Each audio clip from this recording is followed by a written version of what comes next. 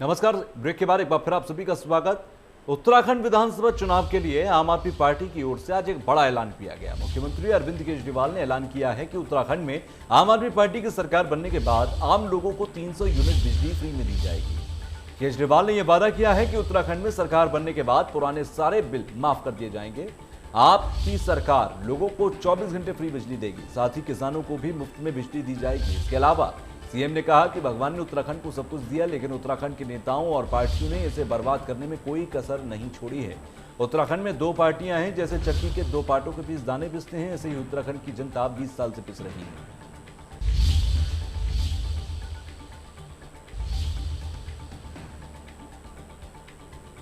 तो आम आदमी पार्टी उत्तराखंड में आके मुझे बहुत अच्छा लगा। जो काम 70 साल में सारी पार्टियां मिलके देश के किसी भी कोने में नहीं कर पाई, वो काम आज दिल्ली के अंदर हो रहे हैं। स्कूल बन रहे हैं, अस्पताल बन रहे हैं, सड़कें बन रही हैं, पानी, बिजली, हर क्षेत्र के अंदर दिल्ली के अंदर विकास हो रहा है। अब उत्तराखंड वासी भी चाहते हैं कि वैसा ही विकास दिल्ली का जैसा हो रहा है वैसा ही विकास यहाँ भी, स्कूल अच्छे होने चाहिए, यहाँ भी अस्पताल अच्छे होने चाहिए, सभी उत्तराखंड वासी चाहते हैं। और अब उत्तराखंड के लोग मन बना चुके हैं कि उत्तराखंड के अंदर आम आदमी पार्टी की सरकार लानी है। तो मैं उत्तराखंड के लोगों को भरोसा दिलाना चाहता हूं कि जितने काम, अच्छे काम दिल्ली में हुए वो तो करेंगे ही करेंगे।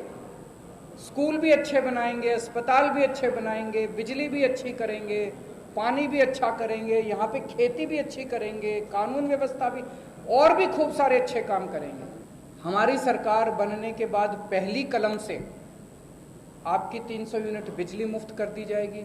मैं ऐसे भी नहीं कह रहा कि सरकार बनने के 5 साल के बाद चुनाव के टाइम हमारे को याद आएगा हमारा वादा। सबसे पहले सरकार बनने के बाद पहली कलम से आपकी 300 यूनिट बिजली मुफ्त की जाएगी, किसानों की बिजली मुफ्त की जाएगी और पुराने बिल माफ किए जाएंगे।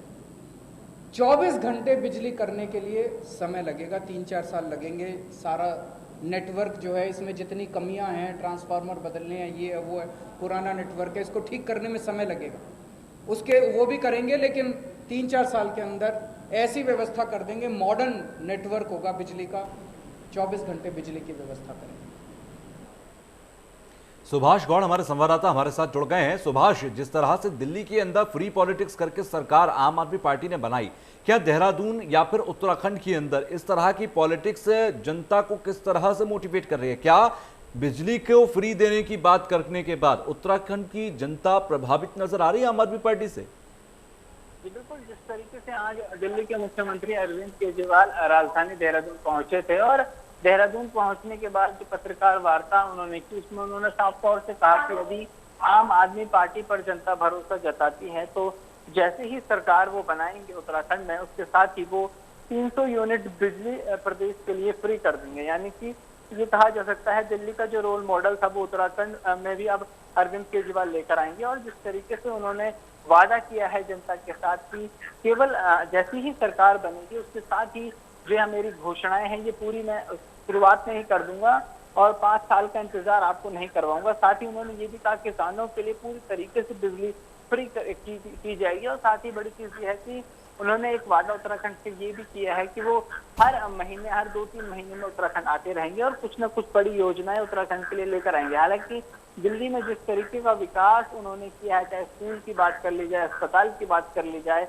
या पानी और बिजली फ्री देने की बात की जाए, तो ये सब चीजें तो उत्तराखंड में लागू करेंगे ही। साथ ही उत्तराखंड क्योंकि पहाड़ी राज्य की यहाँ जो अन्य मूलभूत सुविधाएं जनता को चाहिए वो भी वो जल्द से जल्द उन्हें पूरी करने की कोशिश करेंगे। साथ ही कहा जा सकता है कि जिस तरीके से अरविंद केजरीवाल ने आज जनता से वादा किया है कि बिजली फ्री, पानी फ्री देंगे, साथ ही ये भी वादा किया है कि रोजगार लाने की जिम्मेदारी जो वो उठाएंगे। यानी कि जो पहाड़ों में लगातार ये देखा जाता है कि पलायन जो लोग पहाड़ के कर लेते हैं, उन लोगों को पलायन ना करना पड़े, उन लोगों को बेहतर रोजगार पहाड़ में ही उपलब्ध कराने की बात अरविंद केजरीवाल ने कही है। यानी कि कहा जा सकता है चुनावी माहौल है, चुनावी माहौल में वादे।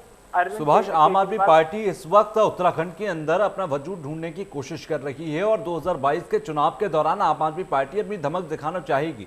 लेकिन क्या बीजेपी और कांग्रेस के बीच में पॉलिटिक्स को देखने वाला उत्तराखंड या उत्तराखंड की जनता आम आदमी पार्टी की तरफ देखना शुरू कर रही है क्या, या लोगों का इंटरेस्ट आपको दिखाई दे रहा है कि वो आम आदमी पार्टी की तरफ भी सोचने की सोच रही है?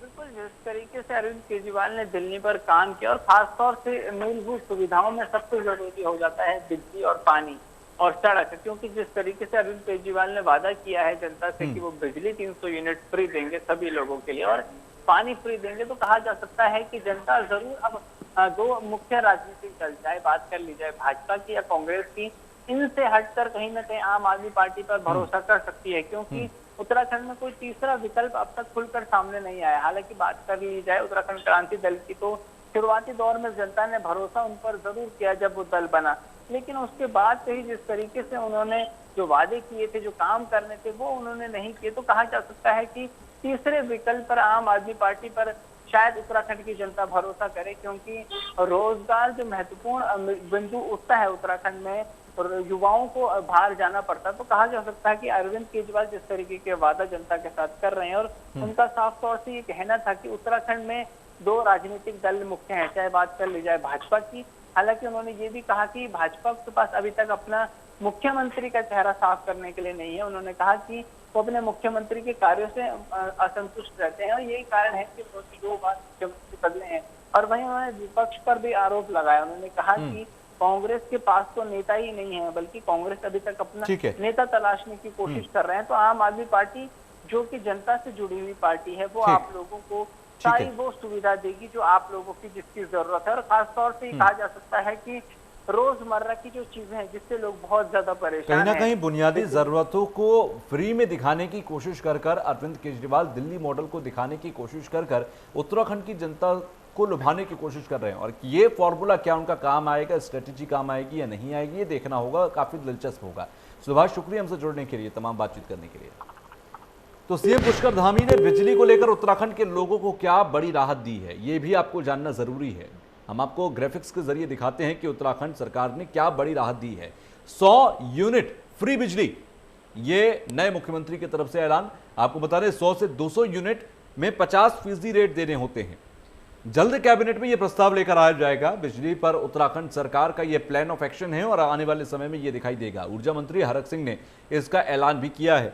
तो ऐसे में 100 यूनिट तक फ्री बिजली रहेगी, उसके बाद 50% रेट कर दिए जाएंगे कुछ यूनिट तक। तो आपको बता दें कि सरकार जल्द ही ये प्रस्ताव लेकर आने जा रही है। 100 यूनिट तक फ्री बिजली उत्तराखंड की जनता को मिलेगी। इसके अलावा 100 से 200 यूनिट तक सिर्फ 50% रेट देने होंगे, बाकी 50% रेट के लिए सब्सिडी दी जाएगी। तो जल्द कैबिनेट में यह प्रस्ताव रखा जाएगा, जिसे पास कराया जाएगा। ये ऊर्जा मंत्री हरक सिंह की तरफ से जानकारी दी जा चुकी है। फिलहाल आपको बता दें कि बिजली पर उत्तराखंड का ये उत्तराखंड सरकार का प्लान ऑफ एक्शन रहेगा। वहीं उत्तरकाशी से यह खबर है कि भारी बारिश के बाद भूस्खलन हुआ है। गंगोत्री राष्ट्रीय राजमार्ग पर भारी भूस्खलन देखा गया। भूस्खलन होने से गंगोत्री राष्ट्रीय राजमार्ग बंद हो गया है। राजमार्ग बंद होने से आवाजाही में काफी परेशानी हो रही है। तो लैंडस्लाइड की घटनाएं लगातार सामने आ रही हैं। उत्तरकाशी की हम आपको खबर बता रहे हैं, जहां पर लगातार भारी बारिश के बाद लैंडस्लाइड की तस्वीरें देखी जा रही हैं। गंगोत्री राष्ट्रीय राजमार्ग पर भारी भूस्खलन हुआ है, यानी कि लैंडस्लाइड हुआ है और लैंडस्लाइड की वजह से राजमार्ग बंद हो गया है। फिलहाल यहां पर तमाम जेसीबी और मशीनें लगातार रास्ता खोलने का प्रयास कर रही हैं, लेकिन लगातार लैंडस्लाइड हो रहा है, जिसकी वजह से पहाड़ों पर के खिसकने का वाकया लगातार जारी है। तो भारी बारिश के बाद भूस्खलन की तस्वीरें सामने आने लगी हैं। गंगोत्री राष्ट्रीय राजमार्ग की आप तस्वीरें देख रहे हैं, जहां पर भारी लैंडस्लाइड हुआ है। राजमार्ग बंद होने के वजह से काफ़ी संख्या में लोग परेशान हो रहे हैं। फिलहाल आपको बताएं कि राजमार्ग बंद होने से आवाजाही में एक बड़ी समस्या खड़ी हो गई है। तो भूस्खलन लगातार जारी है, लैंडस्लाइड लगातार जारी है। गंगोत्री राष्ट्रीय राजमार्ग पर ये लैंडस्लाइड हुआ है। वहीं कॉर्बेट नेशनल पार्क आने वाले पर्यटकों के साथ ही नैनीताल जाने वाले पर्यटकों के लिए कोरोना टेस्ट की नेगेटिव रिपोर्ट और देहरादून स्मार्ट सिटी पोर्टल में रजिस्ट्रेशन होना अनिवार्य कर दिया गया है। विश्व प्रसिद्ध जिम कॉर्बेट नेशनल पार्क में कोविड गाइडलाइन में दी गई ढील के बाद पर्यटकों का तेजी से कॉर्बेट में रामनगर शहर में आना शुरू हो गया है। कॉर्बेट पार्क में रोजाना सैकड़ों पर्यटक पहुंच रहे हैं। बॉर्डर पर ही प्रवेश से पहले कोरोना रिपोर्ट चेक की जा रही है।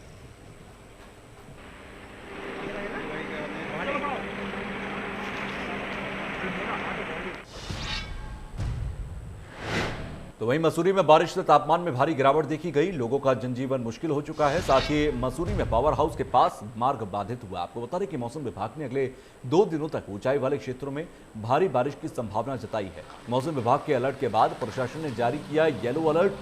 मसूरी में बारिश से तापमान में भारी गिरावट है।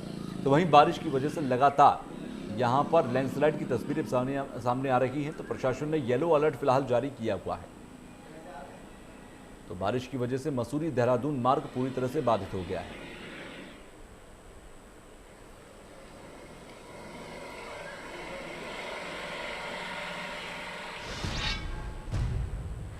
तो वही मसूरी के अमल बैक रोड नंद रेजिडेंसी होटल के सामने एक बड़ा पेड़ गिरने से एक इनोवा कार क्षतिग्रस्त हो गई। वहीं मार्ग बाधित हो गया, जिससे लोगों को काफी परेशानी का सामना करना पड़ा। वहीं पेड़ गिरने से विद्युत लाइनें पूरी तरह से क्षतिग्रस्त हो गई।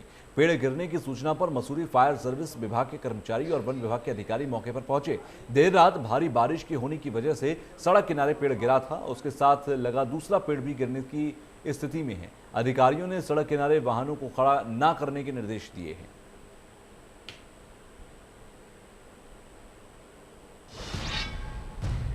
श्रीनगर गढ़वाल संयुक्त अस्पताल में आज तब हंगामा हो गया जब आशा कार्यकर्ताओं ने अस्पताल प्रबंधन पर बदसलूकी का आरोप लगाया। कार्यकर्ताओं का कहना था कि वो अस्पताल में हेल्प डेस्क में शांतिपूर्वक काम कर रही थीं। हेल्प डेस्क के जरिए दूर दराज से आए लोगों की मदद की जाती है, लेकिन जैसे ही आज अपने कार्यों पर आई तभी अस्पताल का एक कर्मी उनके साथ अपशब्दों का इस्तेमाल करने लगा। उन्हें हेल्प डेस्क से बाहर जाने की बात कहने लगा, जिससे गुस्साई आशाओं ने अस्पताल में कार्य बहिष्कार शुरू कर दिया है और मांग की है कि संबंधित कर्मचारी उनसे लिखित में माफी मांगे, नहीं तो सारी आशाएं आंदोलन करेंगे।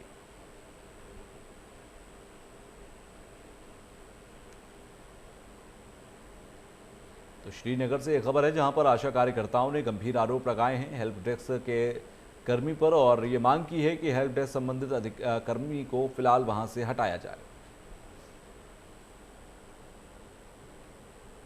तो अस्पताल प्रबंधन पर बदसलूकी करने के आरोप इन आशा कार्यकर्ताओं की तरफ से लगाए गए हैं। अस्पताल में काफी हंगामा देखने को मिला है।